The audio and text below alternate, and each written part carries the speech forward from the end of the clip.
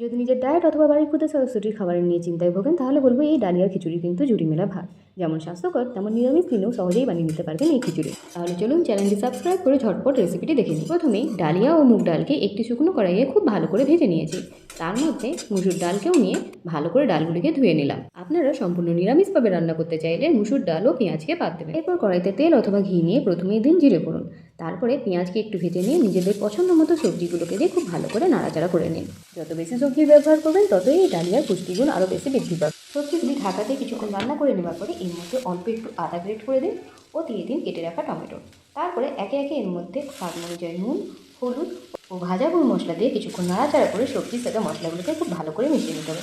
এরপরে একটু জল দিয়ে কিছুক্ষণ ঢাকা দিয়ে রান্না করুন। কড়াইতে দিয়ে দিলাম একসাথে ধুয়ে রাখা ডাল ও ডালিয়া। এখন সব কিছু একসাথে ভালো করে মিশিয়ে নিয়ে ডালিয়ার ডবল পরিমাণ গরম জল এর মধ্যে দিয়ে দিন। এরপর স্বাদের জন্য কাঁচা লঙ্কা ও অল্প একটু চিনি দিয়ে ঢাকা দিয়ে 15 মিনিটের জন্য ডালিয়াটি সেদ্ধ হতে রেখে দিন। বাচ্চাদের জন্য বানালে কাঁচা লঙ্কা অবশ্যই বাদ দেবেন। আপনারা চাইলে কুকারে 2টি সিটি দিয়েও এই ডালিয়া বানিয়ে নিতে পারেন। ঘি ও ধনেপাতা দিয়ে পরিবেশন করুন, ডালিয়া একেবারে রেডি। যেহেতু ডালিয়া একটি ফাইবার সমৃদ্ধ খাবার, তাই অনায়াসে এটি নিজের ডায়েট প্ল্যানে বা বাচ্চাদের টিফিনে সামিল করতেই পারেন। তাহলে বলুন আজকের এই রেসিপিটি কেমন লাগলো।